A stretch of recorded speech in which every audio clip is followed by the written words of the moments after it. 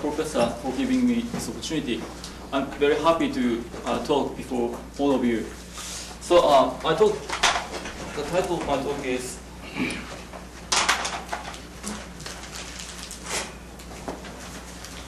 Introduction to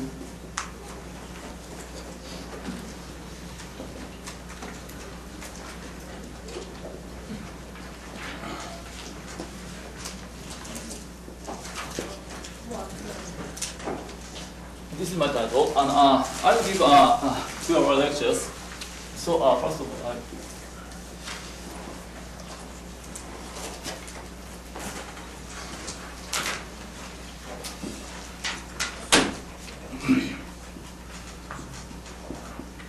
I will divide my talk divided into the following 4 sections.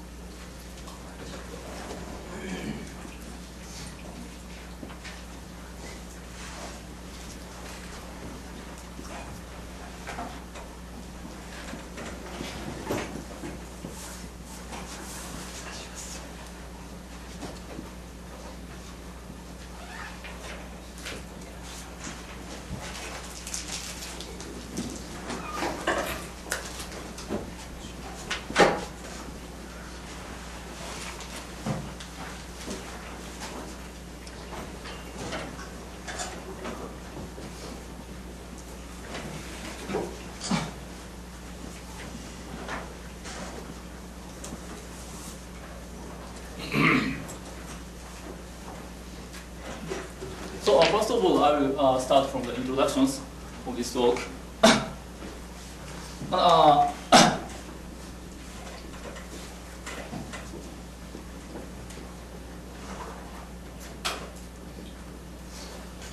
In this introduction, especially, I will talk about equivariant homology.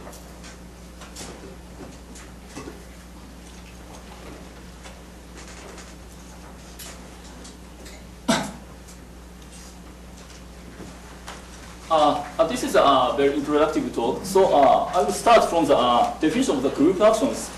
My research area is transformation groups. So the transformation groups is to study the group actions on the manifold or other spaces. So I will first from the group actions. Group action is the following notions. Let G be in general it becomes a topological group, but in this talk I will only considering about the ring group. And M be a smooth manifold. I will considering about smooth categories, so I will assume ring group and M a smooth manifold. And this phi is a map from G times M to M. Is called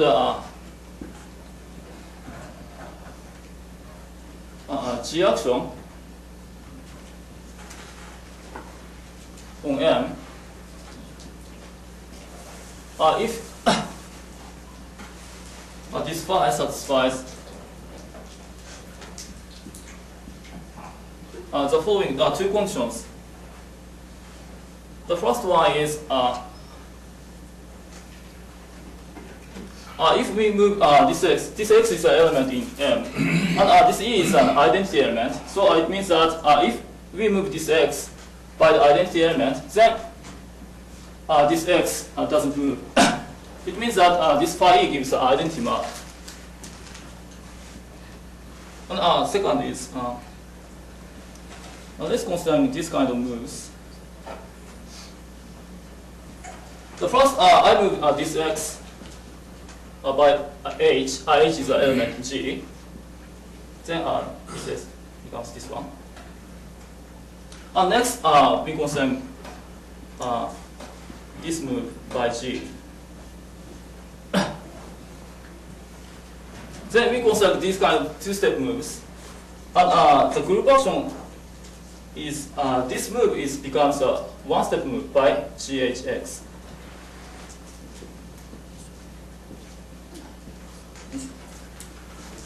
if I satisfy these two kind of conditions, then we call it G action on M. And we often denoted G action on M by these notations.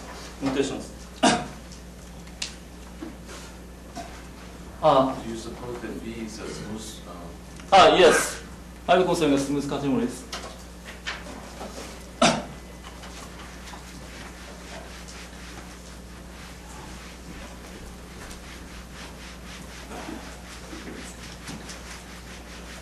Next, I will give examples of the group actions. This example is very easy example, but it's very fundamental and a very important example in this talk.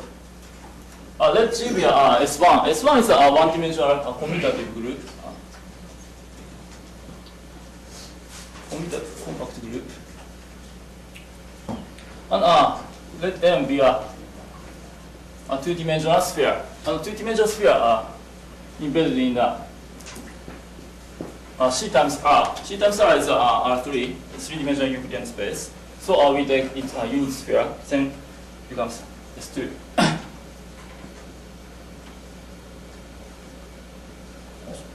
And this action is defined by following. I define the group action on S1 to S2 by this map.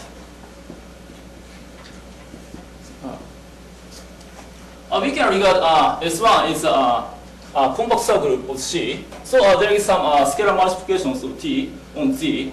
So this group action is defined by these scalar multiplications. And S1 preserving its norm. So this map is a well-defined map. And we can easily figure out this map like this. Now we take it's a complex plane and it's a real line. Then S2 is embedded in like this.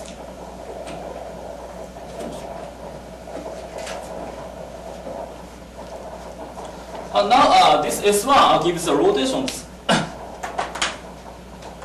Because this only acts on Z, so it fixes this axis, this R axis. And for example, you take this part, CR. Then these actions gives some rotations like this. And this part is TCR.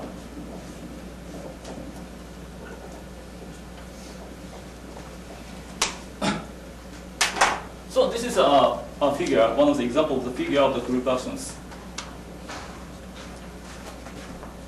This is a very interactive talk. So I will give, before I talk about the equivalent comoji, I will give a motivation why do we concern about the group actions.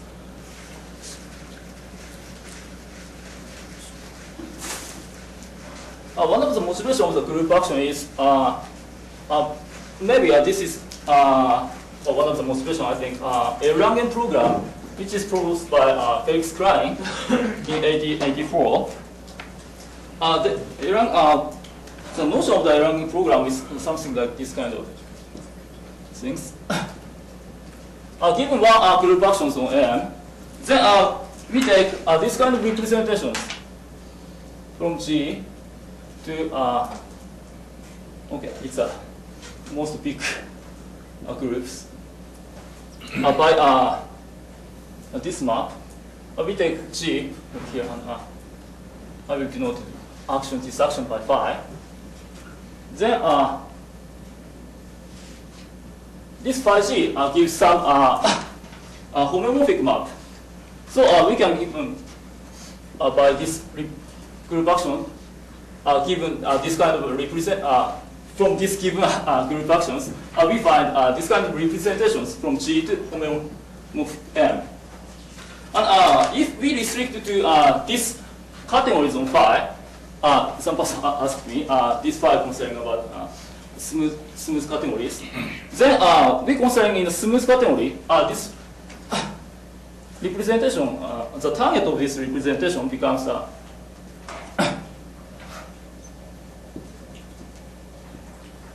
restricted to this space. This space is all of the deformities map of M. And if you are considering about the simplex categories, then for example simplex categories, then this map gives representation from G to simplex morphism, or some other categories. So this part gives a geometry of M.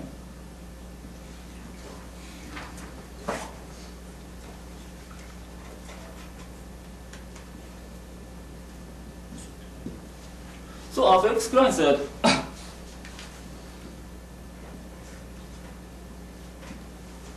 it's called the Erlangen program.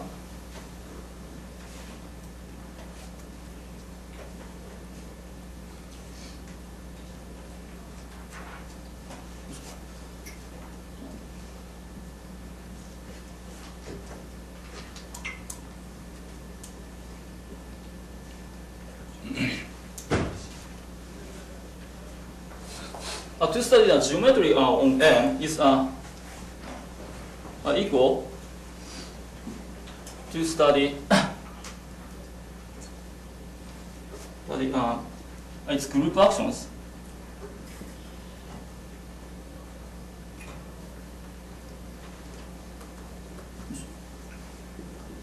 Shortly speaking, Erlangen program is something like this. And this is one of the principles for the transformation group theorists. So we want to understand geometry, so we study group actions. This is one of the principles of our field. And so this is our motivation to study the group actions. The next problem is how do we study the group action?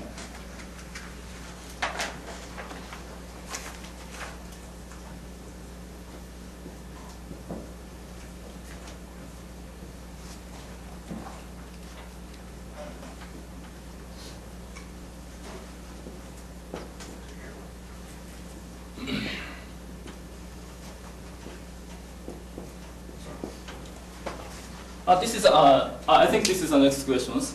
And this program proposed in 1980s, so it's over 100 years ago. So there are so many kind of tools to study group actions. Especially in this talk, I will give this tool. So one of the answers for this question is to use equivalent cohomology.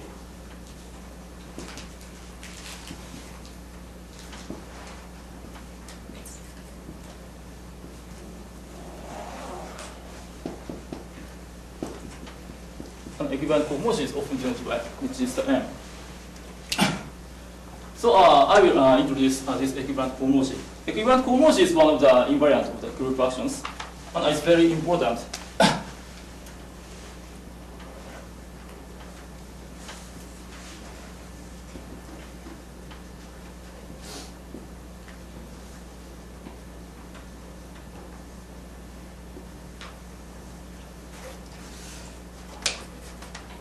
So equivalent cohomology, in this section I will talk about equivalent cohomology. Before I define the equivalent cohomology, I will explain about how do we get the topological invariant from G actions on M. So given some G action on M, then we define some very important notions. It calls orbit space on M. Orbit space is something like this. We often denote it M over C. This is the orbit space.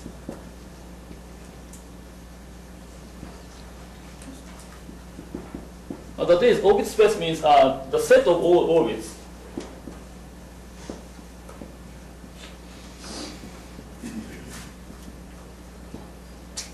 So, for example, I will show the. I will recall the previous example. A previous example is this kind of example. S1 acts on S2 by the rotations.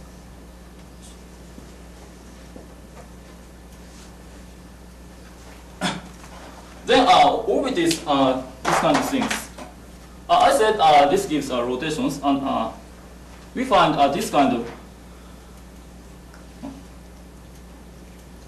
things. ZR is moved to by T is this point, and then we take this kind of set by all of the S functions. Then we often denote it S1 CR. And we call it it's orbit, one of the orbit of S1 S functions.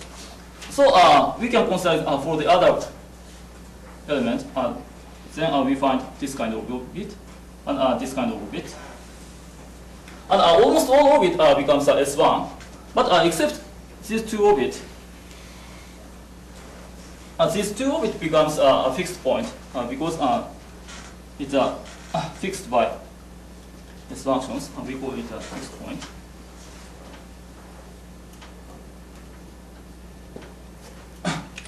Then its orbit space becomes this kind of space. We take all of the set of this orbit. We regard this orbit it becomes a 1 point. So this becomes this kind of interval. It's a orbit space of the S functions on S2. And we take P and Q. P and Q is boundary in the space. So to define the topological invariant on this group actions, the first idea is to take the cohomology of this orbit space.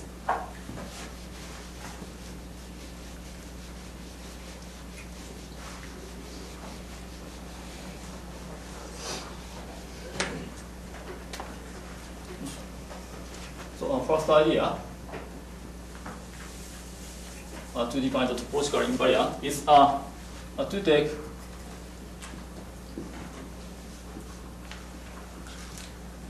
a cohomology of this orbit space.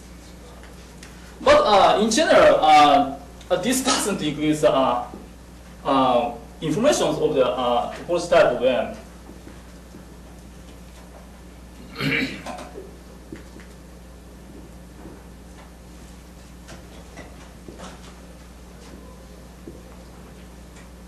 This doesn't contain.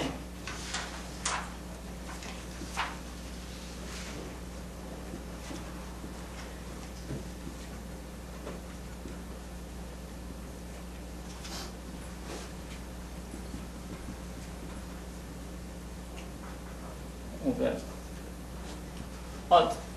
One of the examples is this example.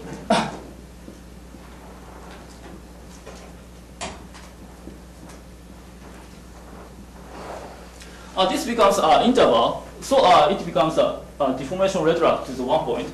So it's the same as the 1 point. But S2 is not the deformation retroact. So this means that this kind of cohomology doesn't include the topological type, topological information of M. So the second idea, this idea is proposed by Borel. And it's called the Borel constructions.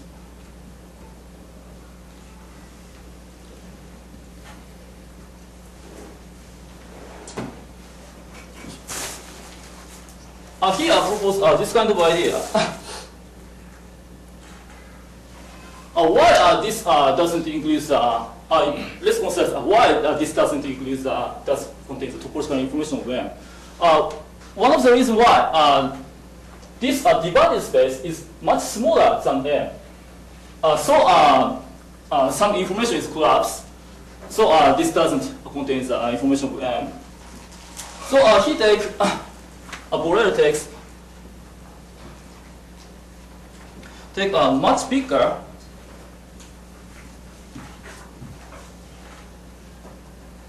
space than M. But it doesn't change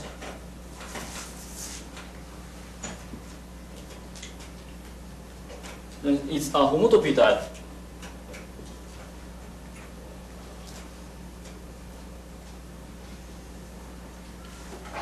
He takes this kind of space. So we want to take topological invariant. We want to take some cohomology from the group actions. So if they don't change the homotopy type, then their cohomology is same. So he considers this kind of space. So he changes this M. Here is this M. to this space.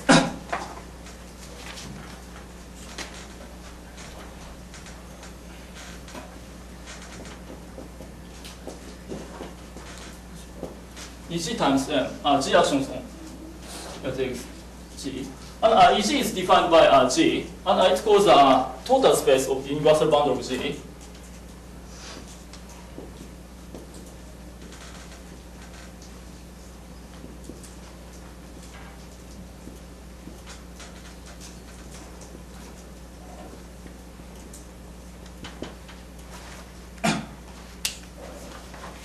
I will define what is the universal bundle.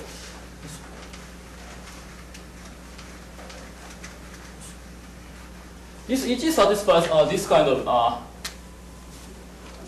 conditions. The first one is EG has G actions, but this G action is free. Free means all of this orbit, x is a point in EG, and gx means the orbit. This gx is same as g. This calls free actions. And this EG is homotopy equivalent to the 1 point. Then we call it the total space of universal bundle of G. And what is universal bundle? Universal bundle is now G action EG is freely. So there is this kind of bundle.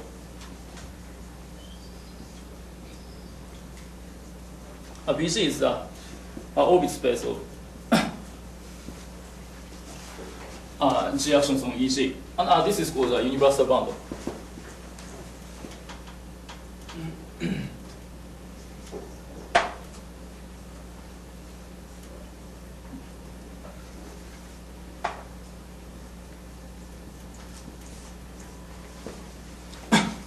So Borel take this space instead of G instead of M.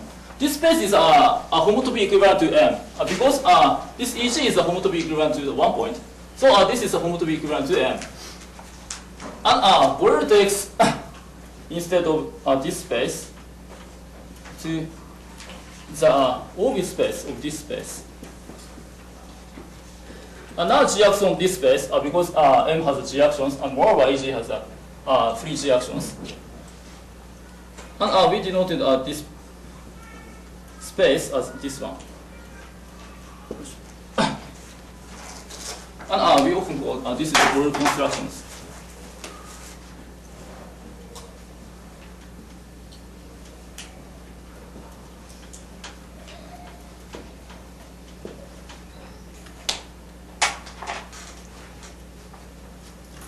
So the definition is equivalent cohomology is to take the ordinary cohomology of this space.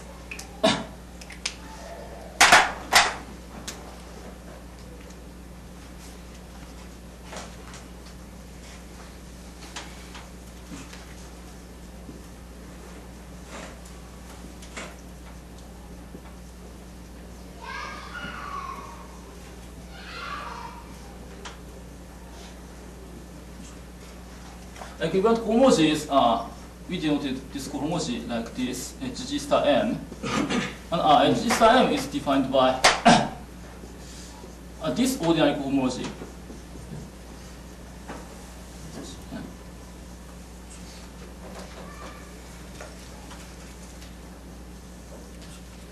This is an equivalent cohomology of G actions on M. And this is a topological invariant of G actions on M. Do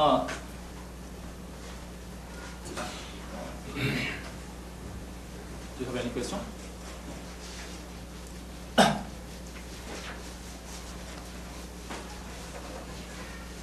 So cohomology, equivalent cohomology satisfies have the following kind of properties. I will introduce the 4 kind of properties.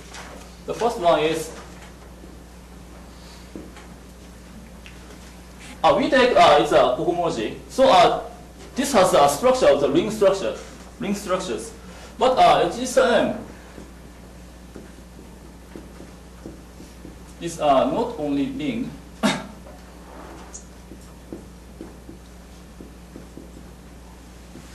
but also it's the BG algebra. BG is a base space of this bundle. It goes a classifying space.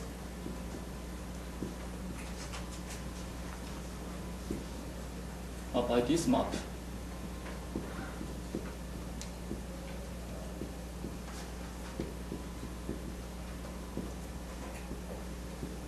This map is coming from these bundle structures.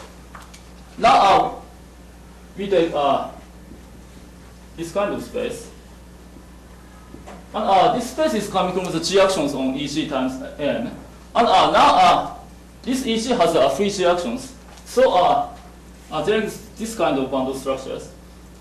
BG is a classifying space, EG over G. And its fiber is M. And these fibers are coming from this projection of this fiber bundle. So from this bundle structure, we have this kind of diagram.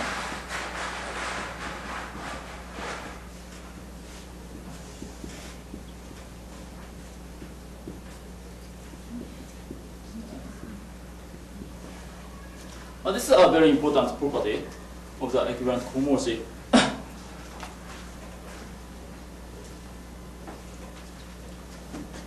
And our second and third and fourth, I will compute some very special case of the equivalent homology. The most special case is this case. If M is 1 point, only 1 point, then its equivalent homology becomes this kind of homology, same as this kind of homology. Let's recall the definition of the equivalent homology. Equivalent homology is defined by the Borel constructions of this M. Now M is 1 point, so there's nothing this part. So we have this is only EG over G. So it's the same as step EG. It's a classifying space of the homology ring of the classifying space. And our third one is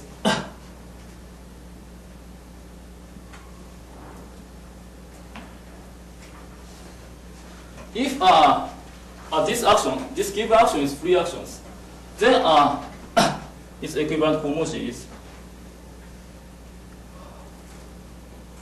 like this.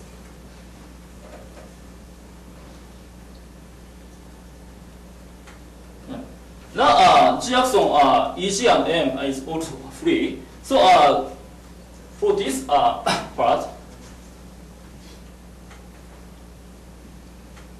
there is this kind of fiber bundle. Now it's G action M free. So this map gives a fiber bundle. Its fiber is EG. And now EG is homotopy equivalent to the 1 point. So this map gives isomorphic map of the equivalent cohomologies, So it's the same as star MC, M over G. So in this case, it's not so interesting case. And the final case is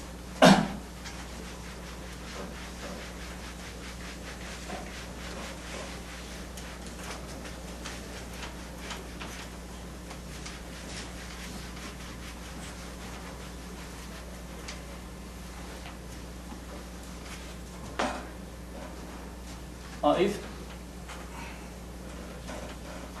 G action M transitively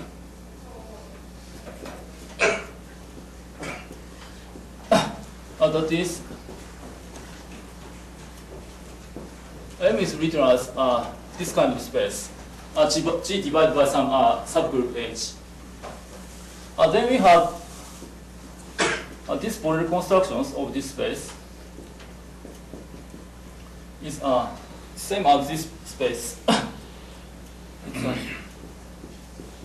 We can easily compute this G action on G over H. Its isotropy subgroup H is H, so it becomes this part is H, so it's the same as EG over H.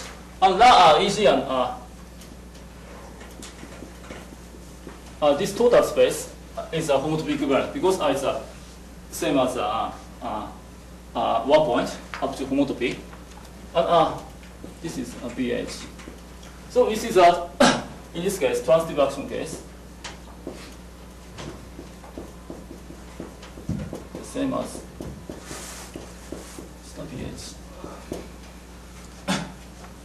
There is this kind of properties for the equivalent cohomology. But these three kind of things is very easy case. But in general, it is not so easy to compute the equivalent cohomology.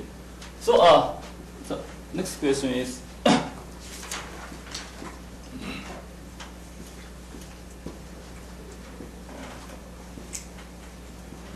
how do we compute H star M?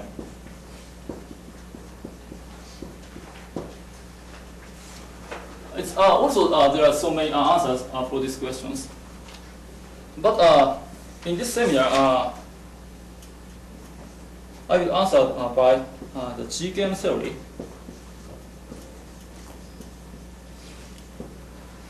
So my talk title is Introduction to GKM Theory. So please remember, GKM theory is developed in order to compute the equivalent cohomology.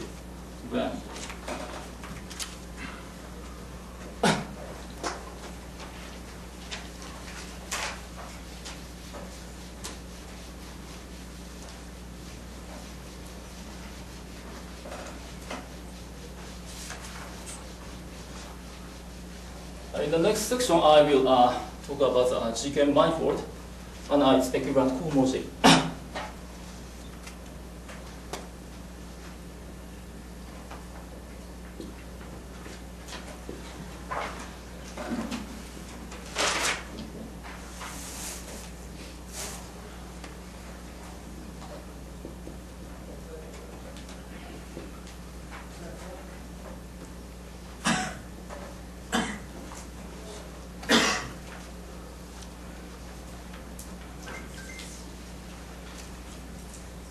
So from now on, we assume this group as a torus. That is, it becomes an n-dimensional commutative compact group. And M2N has a finite homology.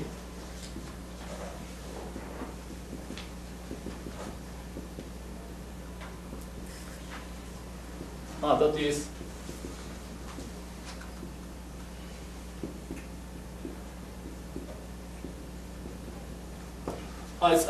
the cohomology dimension is finite. So before we talking about GKM manifold, I will introduce some definitions and theorems. The first definition is equivalently formal.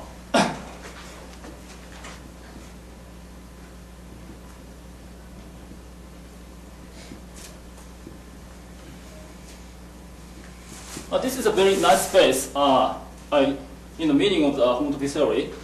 If M satisfies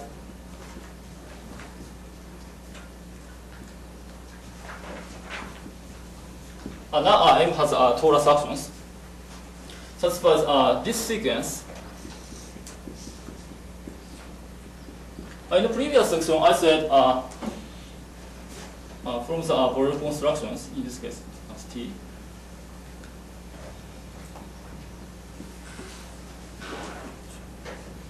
We have this kind of sequence.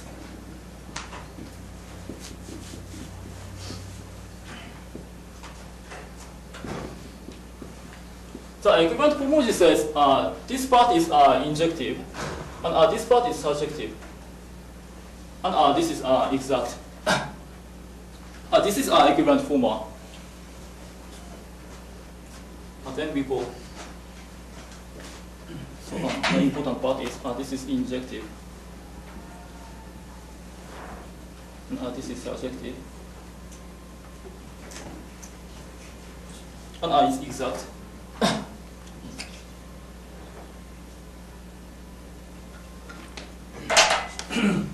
Then we go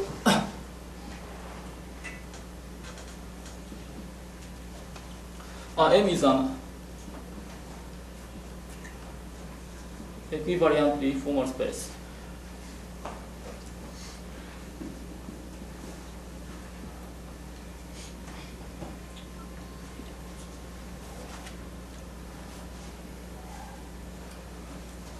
In other words, in homotopy theoretical notations, this says that this is the same as the cell spectral sequence is collapsing for this fiber bundle. And this is a very easy space for some homotopy theorists. But it is very, there is some very deep result, even if in this kind of space. And this space is not so a technical space, but because there is so many spaces satisfies this kind of conditions. For example, M is a toric.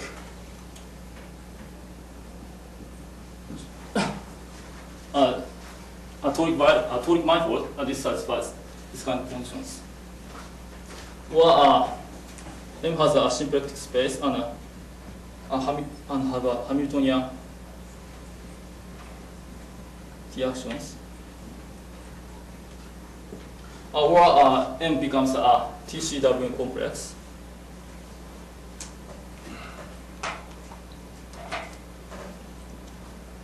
Or the ordinary cohomology of M, or the degree of the ordinary cohomology of M is a vanishing case. Blah blah blah. This kind of so equivalent formal space is a very big space because this kind of very famous spaces contains in this space.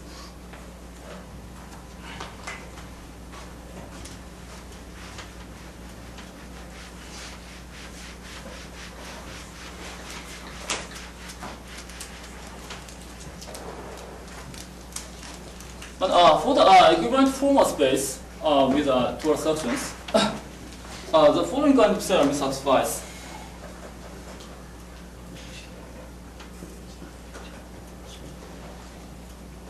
This is called the Tia Bredon.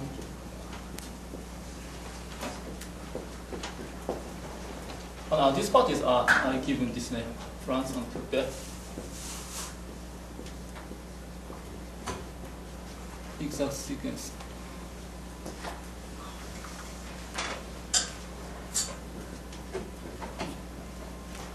If this torus substance is equivalently formal,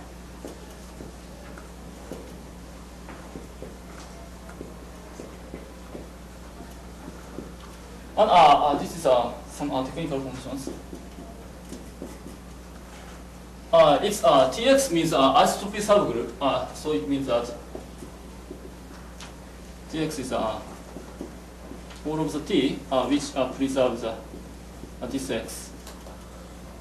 X is a point on M. And Txo is its identity component. It becomes cyclic. M. If this action satisfies these two conditions, then the following sequence is exact.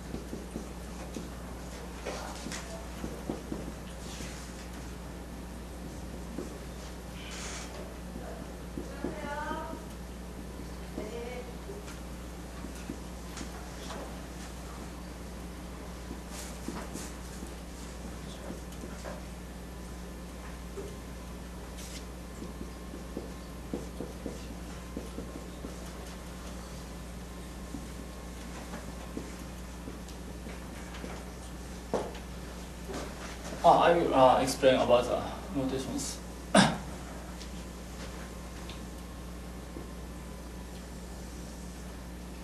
The first one is iota star is induced by this natural map. First of all, I will define this M1, M2, or something here.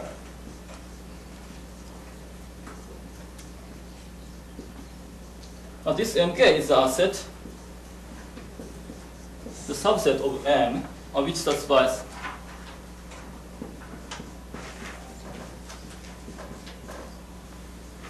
the dimension of T orbit is less than or equal to K. And we call it K skeleton of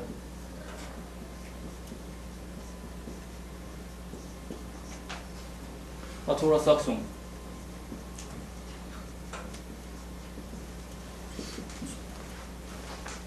And so we see that M0 is a fixed point set. MD means a fixed point. Because 0 means this dimension is 0, it means that a fixed point. And it's contained in M1, and this is contained in M2, blah, blah, blah. Mn minus 1. Because the torus dimension of this torus is Mn minus 1. So this part is up to n. And this final part is the total space of n. And this iota is induced by this inclusion. A fixed point is increased in this m. And this round K star. This round K star is Mn is 2n, right? 2n. M. 2m. N. No, 2m. Times n. 2m. The n is this. It's bigger than m. Bigger than m. It's not a torus manifold. It's Yes. not. It's 2m. Yes.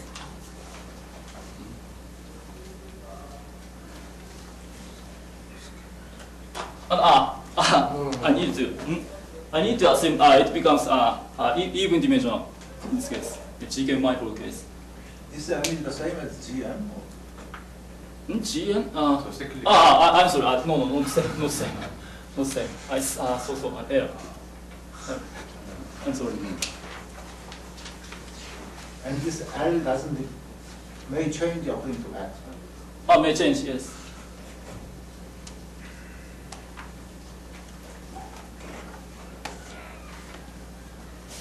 And this round X is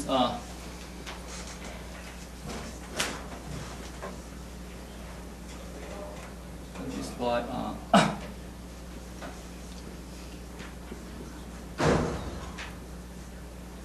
what is the dimension of m? M is 2n, right? Dimension of m is 2n. dimension of M. What is the dimension of original m? 2m. M is greater than or equal to So 2m or 2n? 2m. And torus. Yes, is torus is n dimensional. torus. Yes, n torus. N torus. Yes, n dimensional. Oh, it's not torus. equal to. Okay. That's okay. I'm sorry.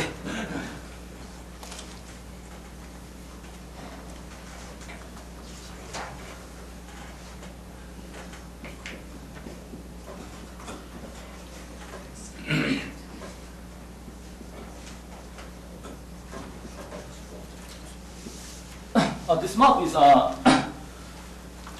is defined by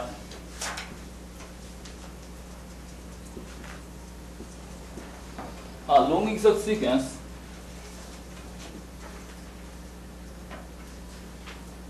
of this triple.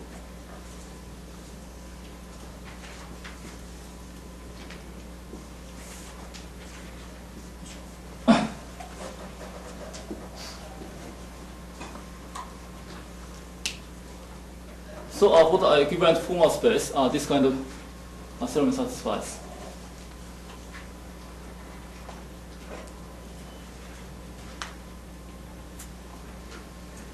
You have any question?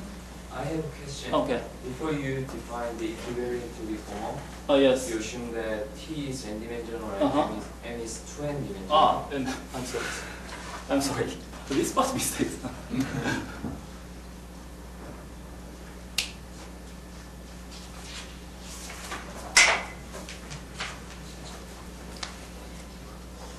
Okay.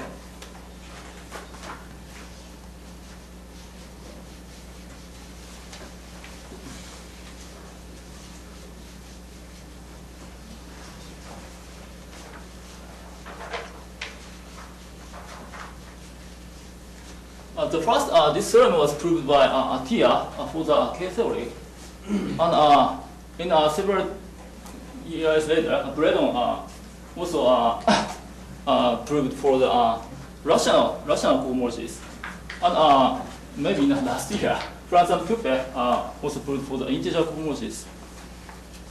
And this condition is we do not need these conditions for the rational case. But we need these conditions for the integer case. And the important part of this sequence is this part.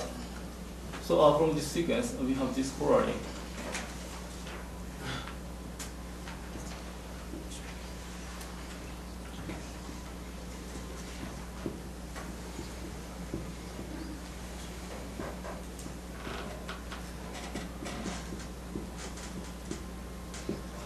The first, this map is injected, and there is this map.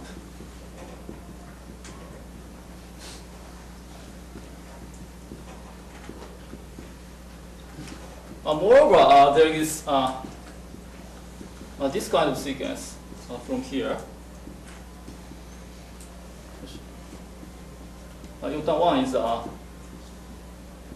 injective map from MT to M1, this first map. And the first important part is this iota star is injective. This is also known by the localization theorem.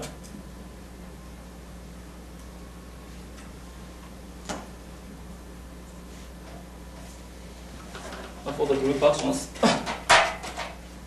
And the second part is this is exact, and also this is exact. So there is this kind of relations. But first exactness of these lines, we have this kind of relations. And from this part, we have this kind of relations. This is some person called it a Chan-Chabert lemma.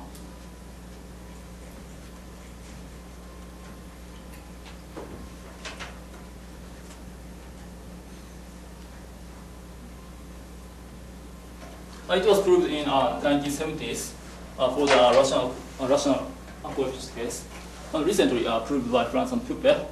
This is for integer coefficient case. This is a very important part.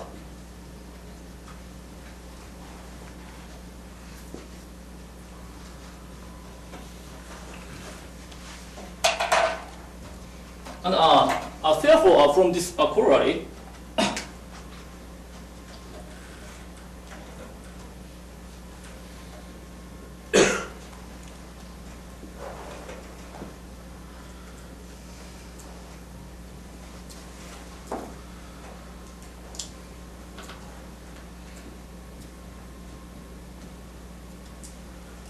this equivalent cohomology, this part, this is injective, and this satisfies, this kind of condition satisfies.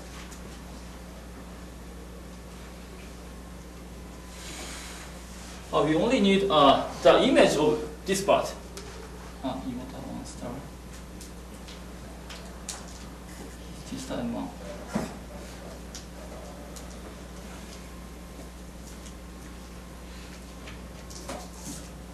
So this corollary says we do not need all the informations of M.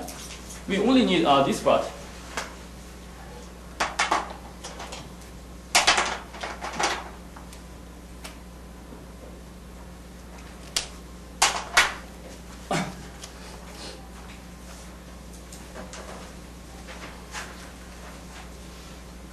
So you wanted to describe this image of iota 1 star.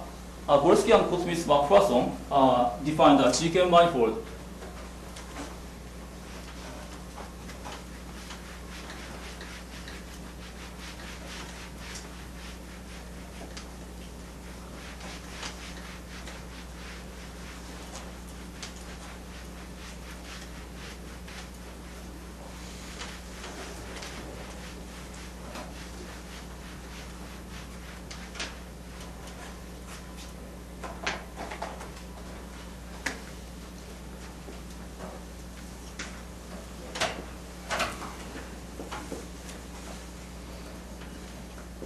This GKM is an initial of the Gorski Kosmith McPherson. Now, 2m dimensional manifold is called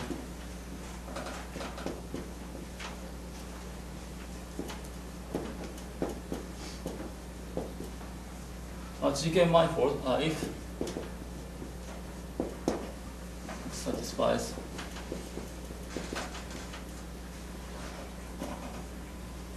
the first one is M is equivalently formal.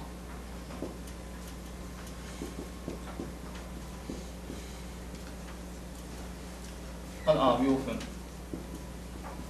assume this is cyclic for all x.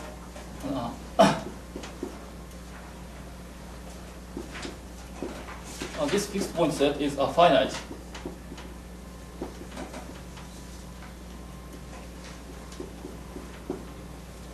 And the third condition is for all this fixed point set, we can constrain its tangent space. And by the slice theorem, this has torus actions, Tn actions. And around this fixed point set, this torus actions is extend to the actions on the TPM. So it becomes a representation space of the torus actions. And this representation is decomposed into these spaces, alpha m.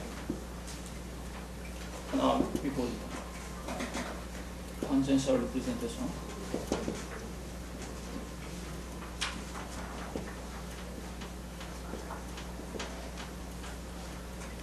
And such that this decomposition satisfies pairwise linearly independent. It means that we can take the set of this alpha 1 to alpha m.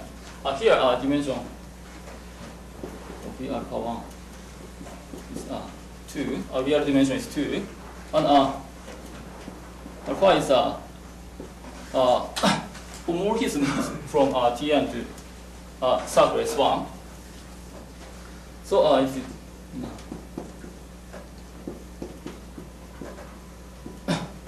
a homomorphism from Tn to S1, we can regard this set as a subset of the homomorphism of Tn to S1. And also this is the same as a second cohomology of corresponding space of Tn. And this satisfies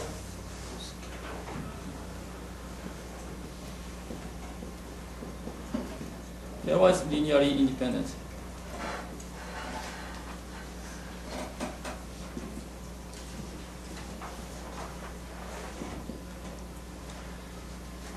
That is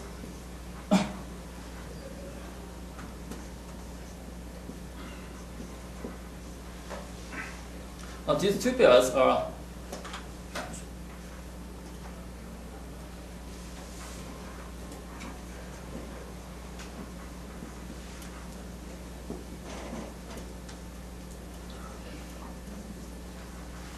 linearly independent in this vector space. And this third condition is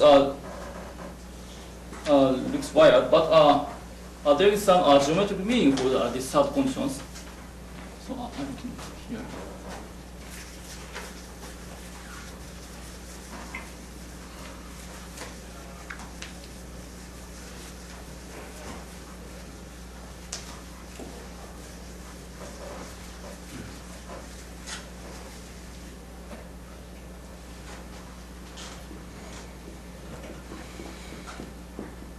This third condition is the same as this M1, M1 is our skeleton of the torus actions.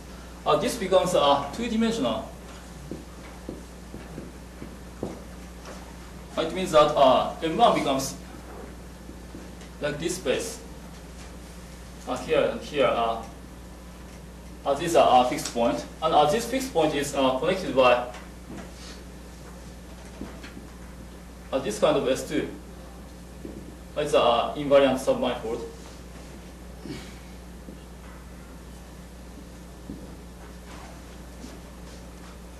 It says that if M1 has a torus actions, you take the orbit space, then it becomes a graph like this.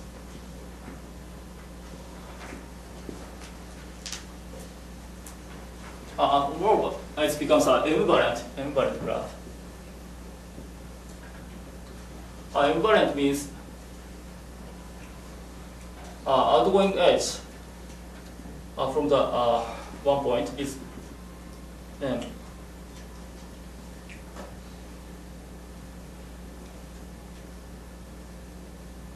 For all.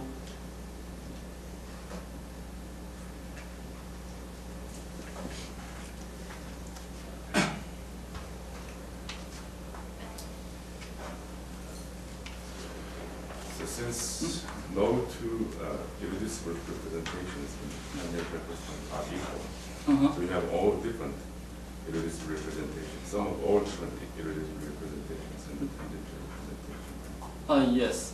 That's why you have only two-dimensional expansion. Yes, right.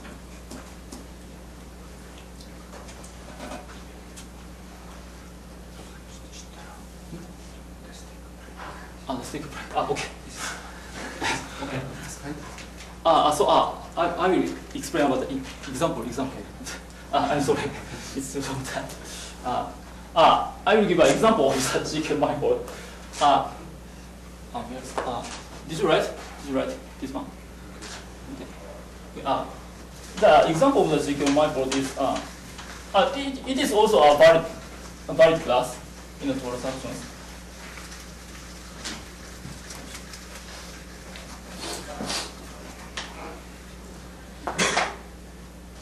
For example,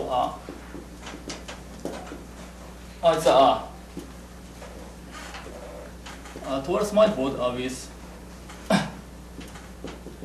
odd degree cohomology is vanishings. Torus manifold is ultimate generalizations of the torus toric variety or class mania.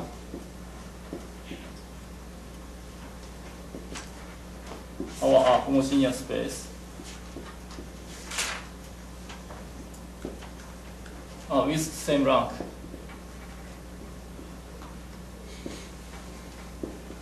Same rank means this is a homogeneous space. It means that some G acts on transitively on this space. Then it calls a homogeneous space. This G and H has the same maximal torus. Then it calls a homogeneous space with the same rank. Or hypertoric. Hypertoric is a hyperkähler analog of the toric variety. So we can figure out something like this for the GKM manifold.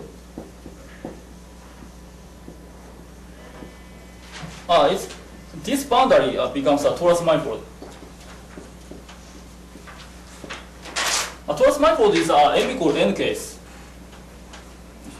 M is a manifold dimension. Manifold dimension is 2m. And n is a torus dimension.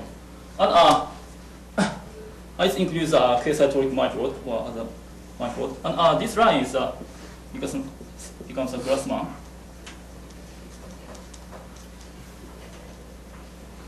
And its intersection includes a complex projective space. Something like this kind of notion is a GKM manifold. So let's take a break. Thank you very much.